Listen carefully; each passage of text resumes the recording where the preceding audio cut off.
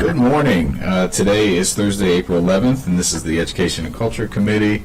I'm the chair, Will Jwando, joined by my colleague, Councilmember Albernaz. Councilmember Mink will be joining us virtually.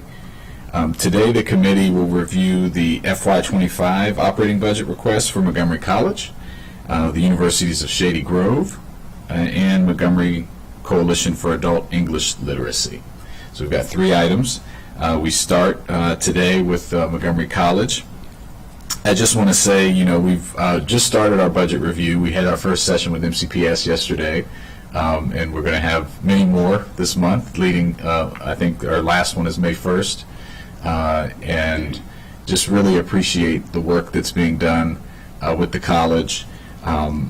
This is a great, the budget process is always fast and furious, but it's a moment, too, to pause and reflect on all the work that's being done and how you're being great stewards of the resources that we give. I always say this, Montgomery College is one of the best community colleges in the country, and it's not just me, the others say that too, and we're excited about the expansion to East County.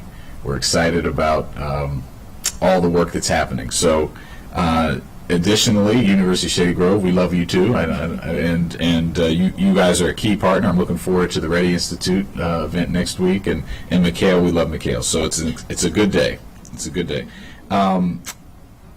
So with that, I will see if Dr. Williams, do you have any opening comments? Thank you, Chair Jawanda. Thank you, Councilmember Albernaz. Excuse me. I appreciate you opening that door. I will never miss an opportunity to thank you. So I will be brief this morning, but I'll say good morning and thank you for your longstanding commitment to Montgomery College.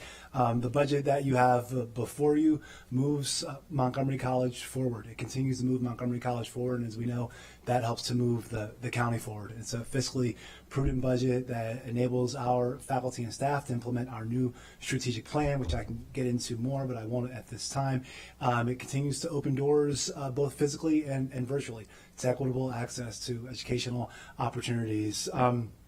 It's a budget that protects affordability by keeping tuition and fees flat for the third time in 4 years.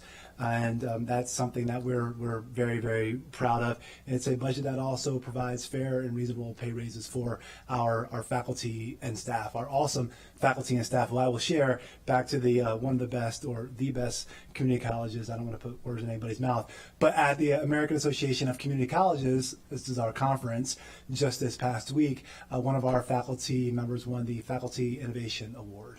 This is all the community colleges that can submit for their faculty to win this award, and her digital storytelling won the Faculty Innovation Award, and we are very proud of her and so many of our faculty and staff. And as I will close on something you said, Chair Jawando, as we discussed previously, ECEC is open. It's open and thriving. Look forward to seeing everyone on the 20th of April. Look forward to continuing to build towards the East County component that I know so many of us in the room and outside the room want to see, and continuing to make sure that regardless of your zip code in Montgomery County, that you have equitable access to high-level, reasonably cost educational experiences that can really have you seeing, a family-sustaining wage and looking at individual social and economic mobility. So I thank you for your time and for your consideration. Thank you very much. And the name of the professor, do we know the name? Professor Heather Satcham.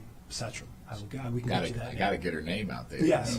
And congratulations, Professor Satcham. Wonderful. So I'll turn to Mr. Krupe, council staff, to start us off with the packet. Thank you. The county executive recommends around a $335 million operating budget for Montgomery County. This amount is about $10 million less than the budget in the previous fiscal year, and the reason for the decrease is primarily the college's one-time use of fund balance for the East County Center in fiscal year 24, as well as a decrease in state aid. The executive's recommended budget is a maintenance of effort budget, meaning that the county contribution remains the same as the previous fiscal year, or around $148 million.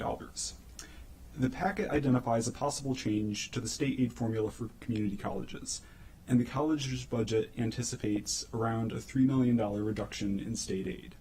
However, the recently finalized state budget would only reduce the state aid for the college by $1.2 million. So the college will be getting about $1.8 million more in state aid than it had budgeted for, and the college plans to reduce the amount of its fund balance that it contributes to the budget to offset this amount. As a result, the college's fund balance will be a little larger than the amount that's shown in the packet in the next section. And this brings us to the college's fund balance. So the college's fund balance is currently around $64 million. The college plans to use about $11 million of that to fund the operating budget in fiscal year 25. And about an additional $9 million of that amount the college has designated as reserve. So this means that the college has an unused fund balance of roughly around $44 million, and that's above its reserve policy goal. So one option that the committee could consider to use this portion of the fund balance would be to fund the college's capital projects. If the committee does consider this route, there are two considerations. First, it could be complicated to commit fund balance to capital projects several years into the future. So if the committee does want to use fund balance for capital projects, the easiest thing to do would probably be to focus on capital projects funding for the next few fiscal years. Second, any decision about the capital budget would be made later as part of a larger package, so the committee doesn't need to make decisions about funding specific projects right now using fund balance in the capital budget. Committee council staff does recommend approval of the executive's recommended budget for the college with consideration that the committee may wish to consider the use of fund balance for capital projects. Thank you, Mr. Krupe. So obviously, as I've said before, you all come with those the overall operating budget that is obviously extremely reasonable, a maintenance of effort budget. Glad to hear that you got a little more from the state than, a little less of a reduction. That's probably a better way to phrase it. But let's talk a little bit about the fund balance. We just had a conversation yesterday with MCPS about their fund balance, and last year which was actually even lower than your fund balance even though their budget is much larger. They were carrying, I think, over a $25 million fund balance each year, and in slightly obviously different institutions and situations, but we have a really, really tight budget overall, and we support Montgomery College. And while you, of course, need to finish in the black every year and have a reserve of some level, we have been taking a deeper dive into the fund balances to make sure that we're being responsible and that we can meet the needs of across the county, which I'm sure you understand.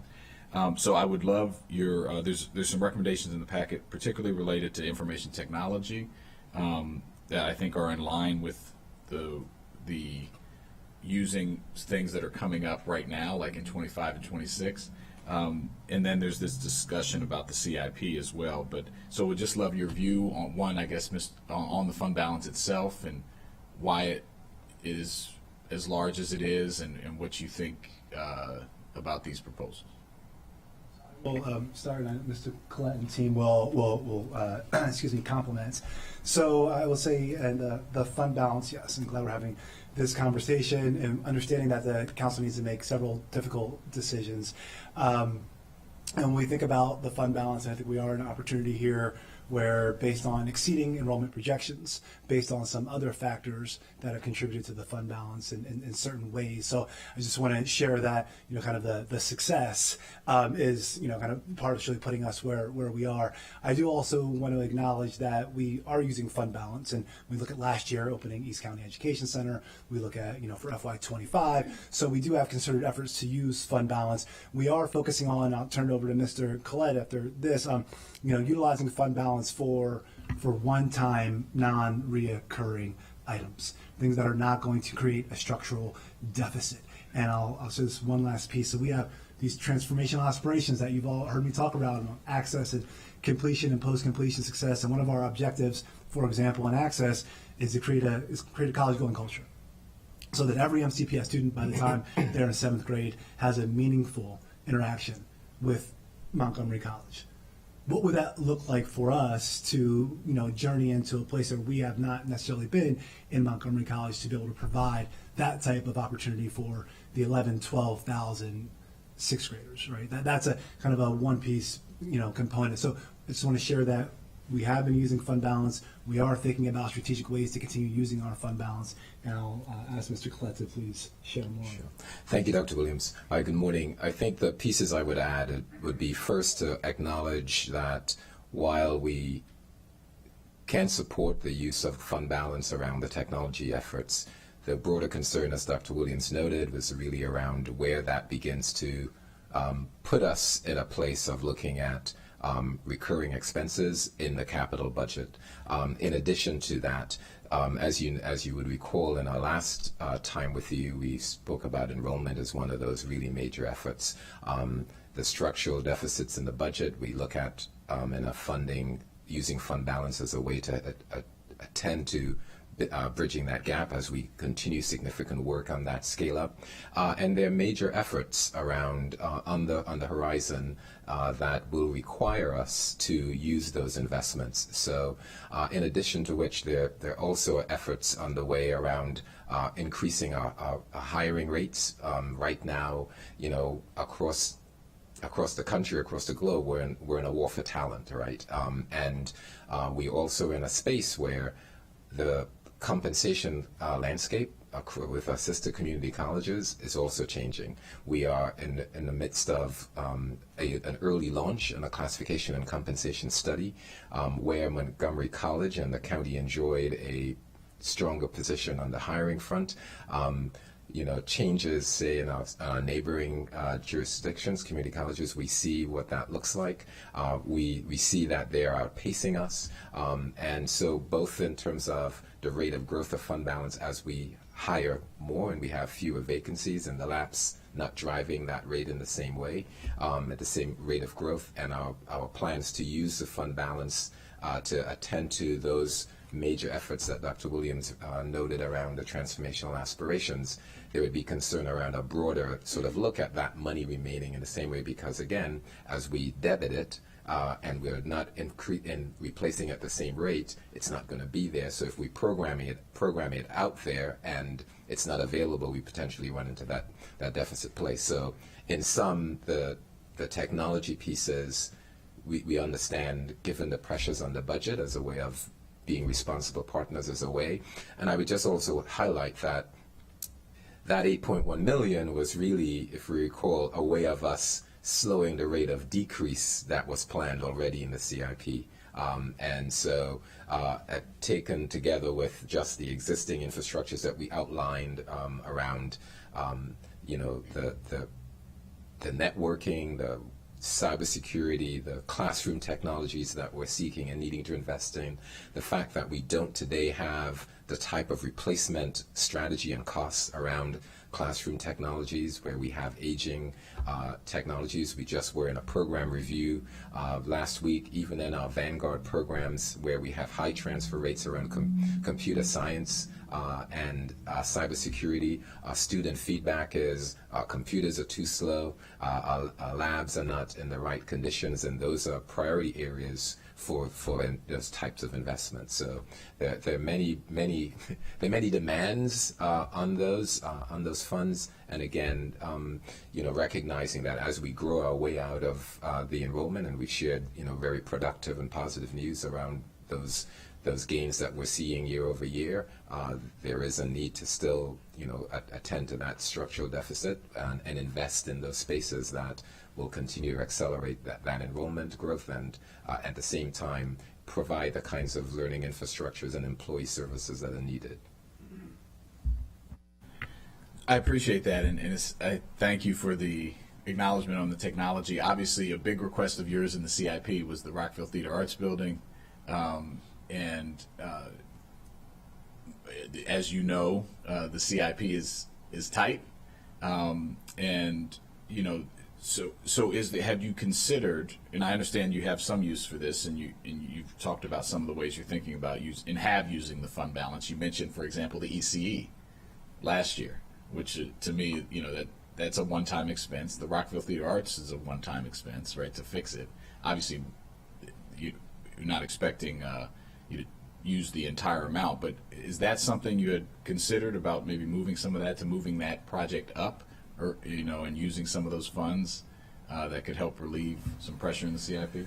So in the scenarios, we went through a number of different ways to push the cost out there. The bigger cost impacts are around the significance of it's basically a tear down given the envelope that we're dealing with that facility. So I would imagine we'd have to go back to look at where around some of those planning and design dollars that may be a consideration. But again, I don't recall the exact amount those represented off the top, but I think together it's going to be more than I think our fund balance will support. So we, excuse me, we also don't remember off the top of our head, but we are actually, we can pull that up. But So we're definitely not but making any certainly- decisions. You're right. Well, that's But- good. And I'm sorry, just along that point relative to the CIP, I do think that, as you're saying, certainly there would be aspects to projects that might be appropriate for a fund balance, and there would be aspects of a project that would need to be supported through other resources. And Right. so, but that is a conversation that, we could continue to have to work out any of those details and the possibilities, and the timing would be important as well. Absolutely. Well, as always, you're great partners. I know this it's probably not a conversation you're eager to have, but appreciate engaging in it. And so let me turn to colleagues, and then we'll figure something out here. Councilmember Alvarez. Thank you, Mr. Chair. Fund balance, emphasis on fun. So I want to thank the way that you framed this conversation, because we are trying to be consistent as we look at fund balances and other sister county agencies. And needless to say, just echo the tremendous gratitude we have for all of you for being such wonderful fiscal stewards of the resources that we've given you. You leverage every dollar we know in a myriad of different ways, and the return on investment has been well documented and continues to grow. And so we're all in. But having said that, I do think there's an opportunity for us, because even if we can meet part of the way to address the needs of that particular arts center, it would put that project in a much more advantageous position as we go through the sausage making and looking at making tough decisions within the CIP. Even if it doesn't completely cover the cost, it will give it a much better opportunity to move forward. And so, once we do have those numbers, I think that will be important to note. And I think you're hearing us say, don't carry too much in that balance moving forward, because it is something that we will swoop in as and unfortunately have to consider utilizing to address some of the needs and the very responsible and reasonable needs that you all have and that you bring forward year after year. So I associate myself with those comments, and there could be other avenues and opportunities that arise through the leveraging of those funds through, either foundation funds or state funds. And so there's a lot of different ways that we can cut it. So, but I just wanted to share those comments. And and thank you, Councilmember Alvarez. And I just want to share something else in terms of, because I'm sure Joseph has the numbers he's ready up to share those. As this consideration occurs and the conversation extends, and we can fully share more of our perspective, we're also working with entities that are providing funds, right? So we didn't lose as much as we thought, Chair Giwando, and there's the very real situation that community colleges are going to have a permanent reduction in their CADE funding formula, and so thinking about fund balance, and if we want to keep education affordable, we haven't raised tuition or fees in 3 out of the last 4 years. So I'm throwing that out there, and we can list a lot of reasons as to our perspectives and things that the college needs, and I look forward to having those conversations and continuing to be great partners and continuing to have your full support. I just want to put that out there as another piece, the 40,000+ students who we served and have not received a tuition increase in 3 of the last 4 years. When we think about one-time opportunities for funds, and the fact that the state is decreasing us in perpetuity, is something else to consider, council members. So thank you. Really good point. And as you know, we were trying to help you not have that reduction at the state, and hopefully we can still try to get that come back. Good thing about Annapolis is it happens every year, and we can try to try to work with them. Mr. Krupe, do you have the numbers? I think I saw someone sent me the plan number. I'll let you say it since you have it. Yes, so for the Rockville Theater Arts Building renovation, the proposal was a total of around 8 million for planning, design, and supervision, of which half of that, around 4 million, would be state aid, and around half of that is currently scheduled for GO bonds. And then about So for our purposes, it's about 4. We're talking about 4.3 Correct. or 4.1 something. And what year was that? Was that program? Currently for 27. 27. Okay. So yeah, that's again no decision today, but that seems like it could be a reasonable and doable amount from my point of view. And I think to Councilmember Albernaz's point, which I want to underscore, if we could take that into the full council for a very hefty project, that we did recommend to move forward for consideration in the larger CIP pie in the Rockville Theater Arts Center, I think it strengthens our argument at full council that you're putting even more, you're reducing the number and putting more money into it to help us even secure those funds, the big dollars for the construction in the out years. So just want to put that out there, and but it sounds like we can move forward with the technology piece. It sounds like there was agreement, there. And could you just say those numbers out loud so that we have it? Is it 2.7 million of fund balance or 1.35 in FY25 and 26 is what I have. Is that correct? I'm sorry, for the For the technology? yes. Yeah. That's correct. Yeah. So let's, without objection, we'll move that forward, and then we'll come back to the this other discussion, as we move forward. Any other comments? I know we have to approve the overall operating budget request, and I don't think there's without objection. I do have a comment at the end. Okay. Yeah. Councilmember Mink, I see you have your hand up. Yeah, just real briefly. First, just want to give appreciation to everyone for the flexibility, and thank you to staff for helping get me on virtually at the last minute here. As many of you know, just juggling some family medical issues. Everything's okay, but much appreciate everybody's flexibility and quick work, and thank you to the chair and colleagues.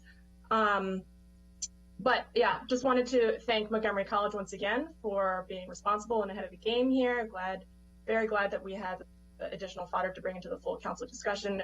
Really, really important to try to find a way to get this project into the CIP. I agree with everything my colleagues have said.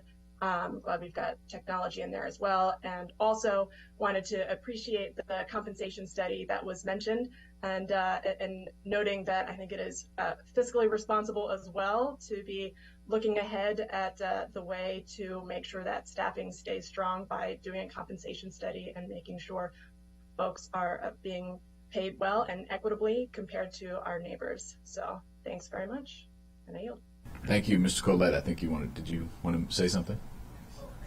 No, I just thank you. I think that's clearly an important aspect and connected to a broader sort of workforce considerations, right? It's not only around the compensation, but it's really the college taking a look at the future of work, how we look at vacancies as they come about. So again, connect to that overall fiscal stewardship and positioning the college with a future-ready workforce. So work to continue, and I'm sure we'll provide some updates.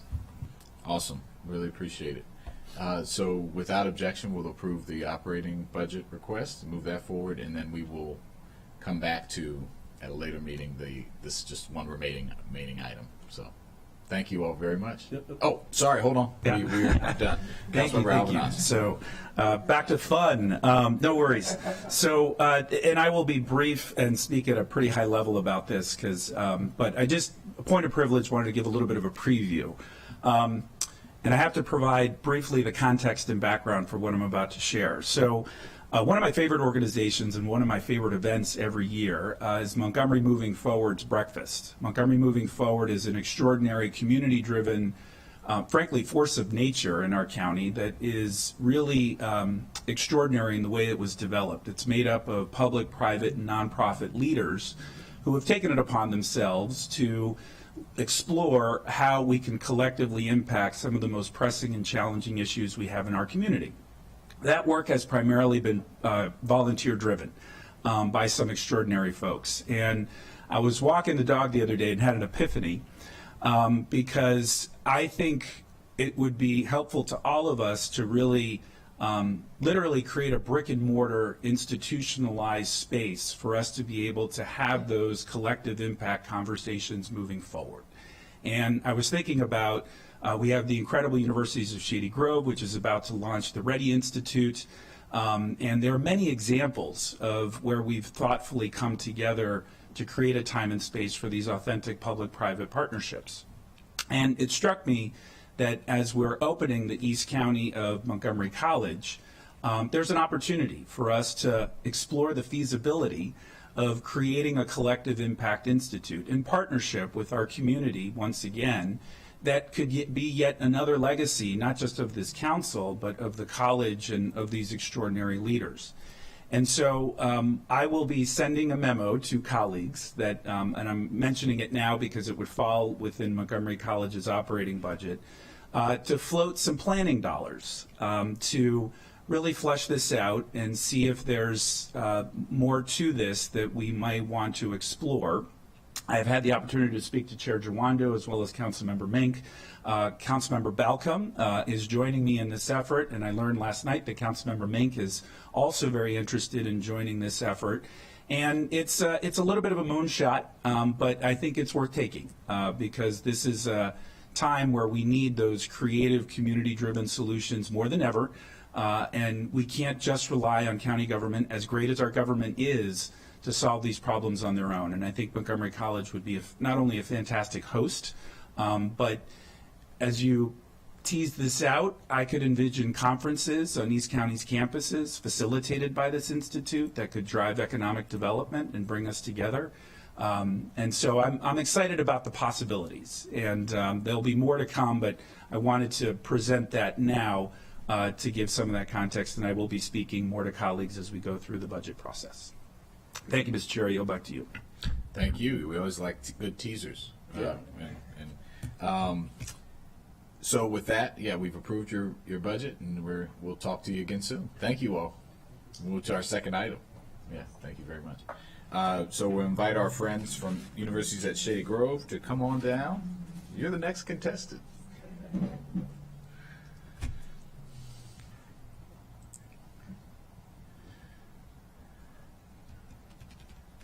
And I also just want to thank Chair Knapp for being here, from former council member and Chair Knapp.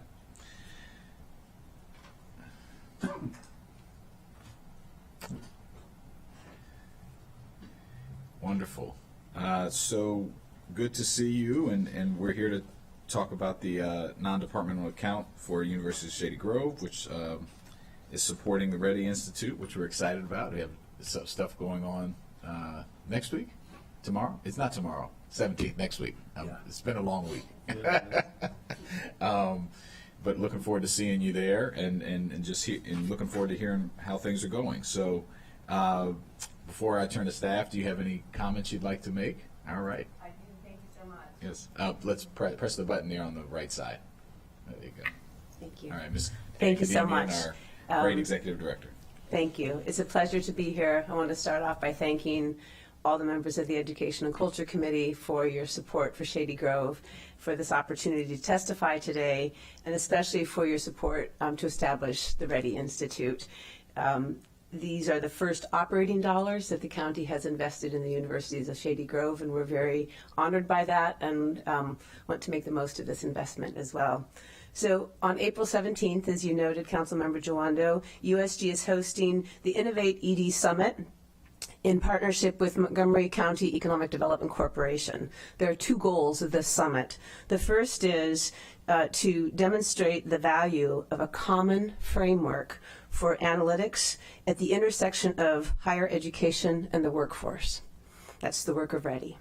The second is to begin to emphasize the importance of deepening the partnership between employers and academic institutions in the work ahead. Ready is at the core of this summit and this work, and we hope you all will join us. We're grateful you'll be joining us as well, Councilmember. And Ready stands for Resilient Education for All, Designed for You. So the Ready Institute will support collaborative data sharing, beginning first with publicly available information by our strong partners here in the county, MCPS, Montgomery College, and USD and the University System of Maryland. To date, we have initiated data collection efforts and utilized outside consulting expertise, and we are conducting essential gap analyses to design career and academic pathways that effectively will address those gaps. This gap analysis work will be featured in the summit. An example of the importance of this work, if you go back in time about 2 decades ago and you look at El Paso, Texas, a national report came out that showed the challenging quality of education in the area, and El Paso took that as a call to action. They formed a coalition with the local public schools, the community college, and UTEP, University of Texas El Paso. It was called the Collaborative for Academic Excellence. Working together and setting common goals for achievement over 2 decades, this coalition was able to raise graduation rates from high school by 76%, raise graduation rates at El Paso Community College by 476%, and raise graduation rates at the University of Texas El Paso by 197%. Thousands of additional students each year in this region now start school ready to learn and to leave school prepared for meaningful careers. At the foundation of that work is shared goals and shared data analytics. A similar revolution, we believe, is needed today in Montgomery County. We need to drive educational equity by reaching more students earlier. We need to provide more student support, and we need to better connect career and college-ready students to great jobs and great careers. Indeed, if students graduate without the connections to employers or the skills that they need to thrive, how much is a diploma really worth? In Montgomery County, 91% of adults have graduated high school, 78% have completed some post-secondary education, and our county's unemployment rate is 2.9%. But what these data don't tell us, and what the Ready Institute can help demonstrate, is how students' educational pathways ultimately affect their career pathways. How many jobs in key sectors are available? Which job categories are growing the fastest? Where are the gaps in the talent supply? How can K through 12 and post-secondary schools work with employers to proactively address these gaps and adapt in real time to student and employer needs? Answers to these questions can make all the difference between a degree and an education, not to mention a job versus a career. So we look forward to your questions today about the Ready Institute, and we ask you to join us in the conversation on April 17th. We ask you for additional time to continue to deepen and strengthen the work of Ready. It's going to take some time to make this work. And we ask you for continued funding and support for this approach and this strategy. One essential ingredient for Ready to continue as a collaboration in the county is sustained funding. Thank you very much. We look forward to your questions. Thank you very much. And I'll turn it over to Mr. Krupe to just walk us through the packet. Thank you. The county executive has recommended a budget of $0 for the USG NDA for fiscal year 25, and staff recommends approval. A little bit of the background. So the council funded the Ready Institute in fiscal year 23 with an initial appropriation of $475,000, and then added an additional appropriation in fiscal year 24 of $225,000. USD is still spending down the initial fiscal year 23 appropriation and hasn't begun spending down the fiscal year 24 appropriation yet. So they've requested no-cost contract extension through the end of this calendar year to complete the initial scope of work. Thank you very much. Yeah, and if I know we have Ms. Lang here as well. If you want to provide any context, my understanding is you spent down some of the funds. The county executive agrees with the note contract, with the extension of the contract. You obviously have the summit coming up next week, so things are moving. I was going to ask about the MOU with ACES and where we are with that. But just you want to maybe give us an update on the expenditure of funds and when you expect to, based on how much type of timeline you'll need and where you'll be, just roughly. Sure, thank you. Mary Lang, Chief Strategy Officer at Shady Grove. We did receive a no-cost extension, even though we requested through the end of the calendar year, it was extended to May 31st. So we have no additional funding agreements in place after May 31st. So we would have approximately $225,000 left at the end of May for that fiscal year 23 funding. And as Joe mentioned, we have not expended nor received the funds from FY24. So our expected hope is that we can continue the work of the Ready Institute with the addition of a continuation and addition of the 24 funds. In terms of the ACES work, in the Ready Institute, ACES was lifted up as a good example of an existing and very successful pathway program that moves from Montgomery College, MCPS, Montgomery College, and Shady Grove. It's been in existence for over 10 years. There is an implementation MOU that needed to be renewed, and it is in the process of being signed by all the three institutions. Within that MOU is significant data elements about the successful metrics for the pathway, and once signed, we should be able to start moving the data between the three institutions, in a relatively short manner.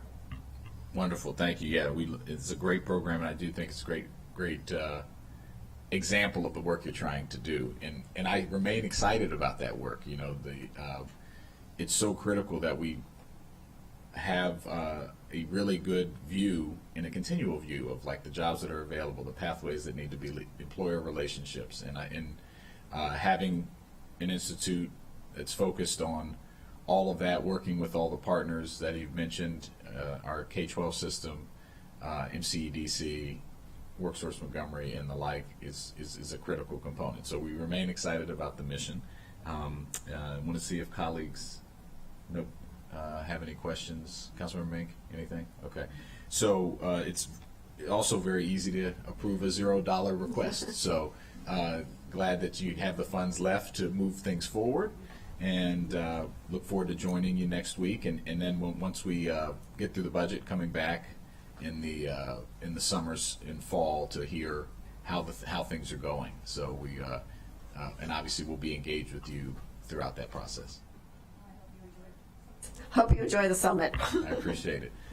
So without objection, we approve the request, the county executive's request, and thank you, and we'll see you soon. Thank you so much. All right. Thank you. All right. Next up, we have our great friends from McHale and their NDA. So Ms. Stevens and company, come on down.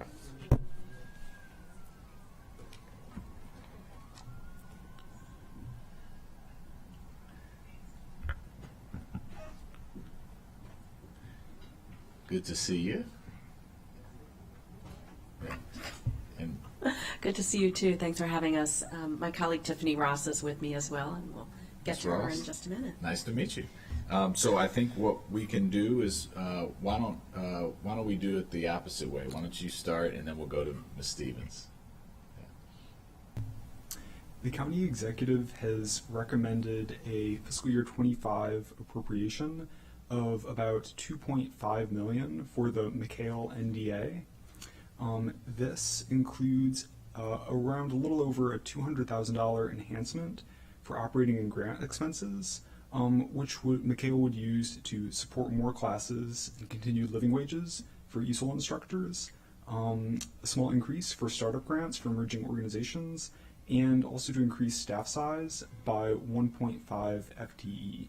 McHale did ask for a slightly larger amount in its request of $235,000, but given the ranges of cost that McHale has specified, it looks like the county executive's recommended budget would allow McHale to accomplish each of its objectives within their anticipated funding range. Council staff does recommend approval of the budget or concurs with the executive recommendations, given that the council president's budget approach asks that enhancements, new programs be placed on the new and enhanced programs list. The 207 $1,361 enhancement for McHale would be placed on that list. All right, Ms. Stevens. Thank you. Thank you, Chair Jawando and Council Members Mink and Albornoz. Always nice to be here, and we appreciate the time. I'm just going to say a few introductory remarks, and then we just want to highlight one of the newer things that we're doing that ties in with our strategic plan and our focus on equity, and of course the council's and the county's focus on equity too. As was mentioned, we have a nice increase recommended from the county executive, and I think it's just it's important to note that while we keep increasing the numbers of learners that we're serving, the numbers of programs that we're bringing in because we're starting with different grants, the numbers of people in our community, in our county, who are self-identifying as limited in their English proficiency are also going up. So the most recent number we have is about 139,000. I think it's safe to say that's always a bit undercounted for all the reasons that we know. When we last had the data, it was 134,000. We're serving about 17,000 a year. That number keeps going up, but you can see we're staying at that like 10% amount. So it's all good. It feels a little stagnant in some places, but it's all progress. But what we ask for is just to try to keep up with the growing need. I want to highlight two things just to make sure that they're on your radar. One is our story map with our FY23 data is on our website, interactive, shows our data, shows how we're serving different regions of the county, and we have enhanced it building off of the Park and Planning Department's information on equity focus areas to make it our own with the ESOL numbers. And we're using that as a screen when we want to place new community learning groups. We're looking to see, does it match up with an equity focus area? One of the things that we do highlight, and one of our budget requests are very small amounts, about $10,000 total for a couple new organizations each year. We're calling these startup grants, and we're starting to see a lot of success with those. We need to build the pipeline. We need to build the system with more programs. All of our existing programs, of course, are doing a great job, but one example that I want to share is with the Islamic Society of Washington, a mosque in East County that we've mentioned before. We started there providing them with a community learning group. We got through a couple sessions of that. They then took it and made it their own, applied for a startup grant. I guess it was this past year, and this year have applied for what we call a small access grant. So they are building their own capacity to continue to serve a population that's very much in need. So that is one of the items that we're thinking about. As you know, we're responsible for building the capacity of the network, programs, instructors. And one thing that we have noticed, and we have noted after 17 years, is that we're really missing the capacity of the learners and taking a more holistic approach to that and coordinating that for the network. So Tiffany Ross, who is our manager of network learning and development, is here with me today just to give you a flavor of what we're now working on to bring the very important voice of the learners into our work. Obviously, we're responsible for making sure that we're building their capacity, and they are best suited to tell us what that would mean. So I'm going to ask Tiffany just to give you a brief update on that. Thank you. Good morning, council members. Good morning. I'm excited to share with you and highlight our program called Centering Learner Voices. And as Kathy said, our work over the last 17 years is to build capacity for programs throughout the county, and that we noticed that at the core, our focus is on providing quality adult ESOL options for adult ESOL learners. However, as we examined our equity needs, there was a gap in receiving direct feedback from them. So that's why this program now exists, with the guiding principle that all voices are valued and that students should inform their learning experience. And so our program aims to do two main things: to capture direct learner feedback and systematically do so in order to improve McHale and our partner programs, as well as balance out the power dynamics that are inherent in our society and educational systems to amplify learner voices and provide tools for them to advocate for themselves, their families, and their communities. And there are three key ways that we're doing that. The first is through our learner survey. So in November and December, we sent surveys out.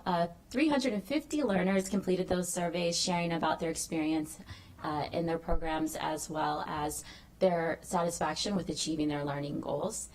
And some key takeaways: largely learners are satisfied by their experiences, but they say that there is a need for expansion of class offerings, which is not a surprise, and an increased awareness of class opportunities within their communities. The second key area of programming is our focus groups, which we've conducted 2 of. And the focus on that is to, again, get feedback from learners, but also to talk to them about the formation of a learner leadership group. And through these focus groups, which will continue throughout the year and years to come, learners are really excited to know that their voices are truly being heard and valued, and expressed a need of continuing to spread that word throughout the community, and a strong interest in building a sense of community among adult learners throughout the county. And that feedback from the learner surveys and the focus group were used in our recent conference focused on learner-centered instruction, where our coalition partners got to discuss this feedback from learners and how we could implement those needs in our programs. And then last but not least is the formation of a learner leadership group. And this is a pilot that we'll be launching within the next couple of months, starting with 5 learners. And this is an opportunity for them to advocate for themselves, their community, and help work with Mikhail to set the priorities for that learner leadership group, which will carry on for years to come. So our Centering Learner Voices program is essential in assuring that our work is truly learner-centered. Our equity work has really called on Mikhail to evolve in how we operate, so that we're also in true partnership and collaboration with learners. And thank you.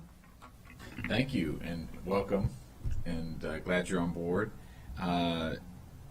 I just really, really appreciate your work, Ms. Stevens, and leadership for this organization. I'm always excited to see. I've seen the programs in action, and as you said, we're just scratching the surface of the need as it continues to grow. And capacity building is really important. I wanted you to just give you the opportunity, and I'll turn to colleagues so I know when to speak, to talk about the $28,000, what that would mean. Because overall, the money we give you is not a huge amount, right? But you're trying to solve it and address a huge problem. Right. And so what would that mean in terms of, because we're going to have to put the 207 on whatever this year's list is anyway. So in my view, like, We should put the 28 on there as well. Yeah, I mean, I want to hear. I want to hear about what it would do. What it would do, Yeah, right? Yeah. And let me follow up. Our grant applications were due into us on Tuesday, so I was not able to include that amount of grant requests in the memorandum. So we have $1.7 million of grant requests coming in for FY25. This year we were able to grant out about $1.4 million. So the 207 and the extra 28 would do 3 things. Would really allow, and last year we were only able to increase that grants budget by I think $80,000. So we would be able to increase the large pool of grant budget. Which goes directly to the providers who are doing the work. Goes directly to the programs and the providers who are doing the work. It would also allow us to continue to have a smaller amount of money, which we've earmarked about $10,000. We can always use more for that.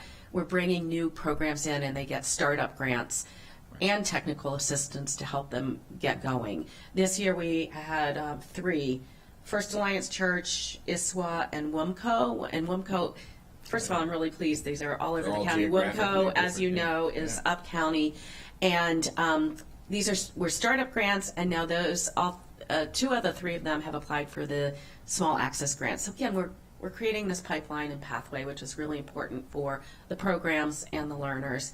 And then we need some infrastructure to support this work. Obviously, we want to reach more into the learner community and coordinate that for the coalition. We're going to need at least a 0.5 FTE staff person to do that.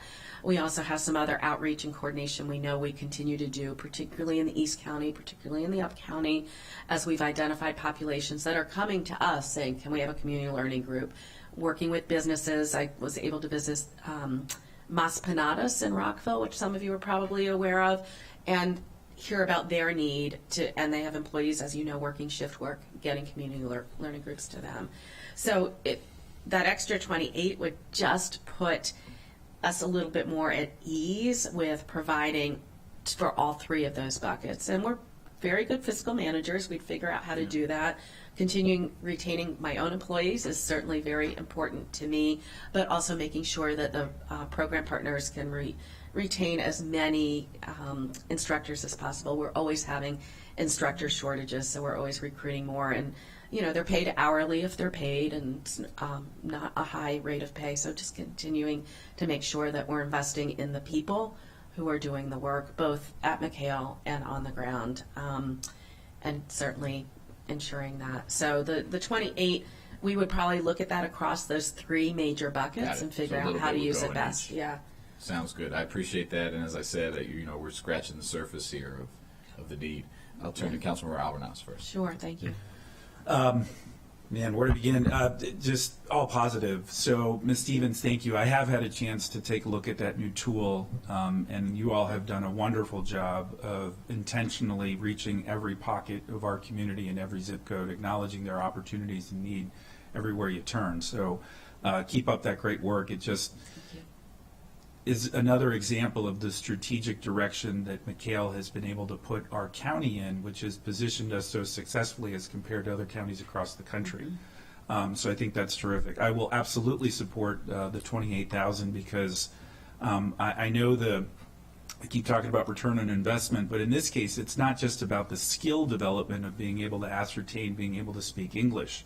We all know, but it's worth uplifting that these programs build confidence, they build community, they build relationships, and they help shield some, not all, but some of the unbelievably toxic and negative and awful rhetoric that we are seeing at the national level. That's vilifying members of our community who are doing everything in their power, not just to advance their own families, but our country as a whole. And they represent the best of the best. So I think that we also have to acknowledge that there are organizations that are uniquely positioned to be able to establish contacts and relationships with pockets of our community. The mosque example you gave is a very good one, where we have these wonderful community-based organizations, but they don't have, in some instances, the ability to be able to go that deep into communities. And it takes trust. And we always talk about marketing and communication and breaking through the noise. It's about trust. It's about relationships. It's about meeting somebody at your mosque who connects you to that program, and then just really is able to then advance the work. So I just want to echo the comments of my chair and colleague, Councilmember Jawando. This is such a wise investment, and yet another example of what makes Montgomery County such a special place, where we're really acknowledging and uplifting our entire community and giving them the best chance to succeed. So I'm excited. Thank you. And may I just respond, because that triggered two things for me. One is, again, the work with the learners, and this is an investment in the community for the long term, right, in terms of leadership, parents in schools, workers in our jobs. And to your point, Councilmember Albornoz, I was recently on a call with someone who's doing national work, and apparently nationally about 3% of the limited English proficient folks are being served when you look nationally. We're at about 10%. So I think that is a real tribute to the county and the investment that it's willing to make in us. Of course, I'll be immodest and say that is our work as well, but it really shows because most counties don't have a McHale. And so we appreciate that ongoing and continued level of support for the work that we do. We like to be above average, but we want to keep going too, and so appreciate that. Councilmember Mink. Yeah, absolutely agree that we should work to restore the full request here.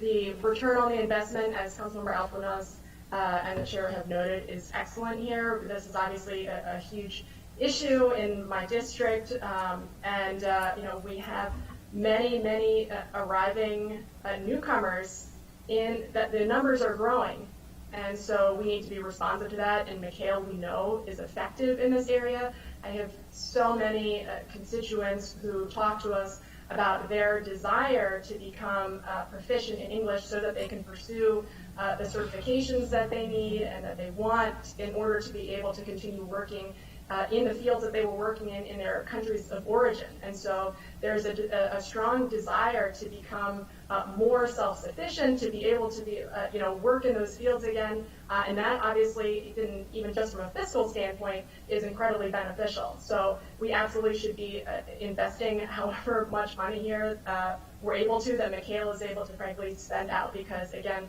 we know that this is helping our newcomers to be able to make their homes here and be able to function smoothly here, but also to be able to get the jobs and the careers that they need to stand on their own two feet, as they tell us they very much want to be able to do. Thank you, Councilmember Mink. Couldn't agree more. So I think what we can do then is put the 235, right? Or do we have to split it?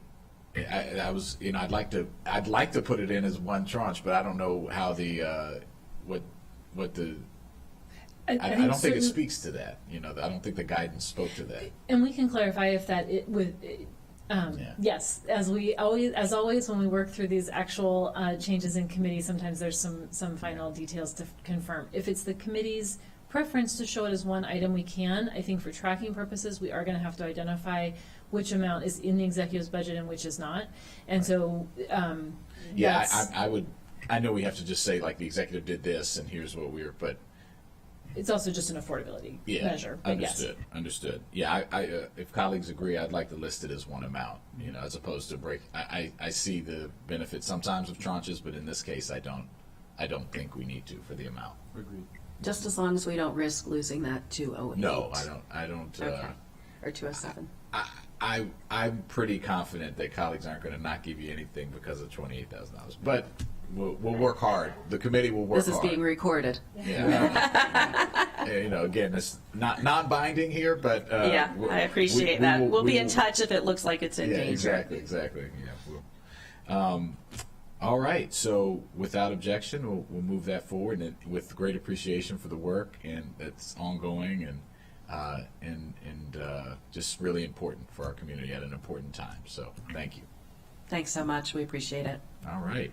So with that, I think we're done and we are adjourned. All right.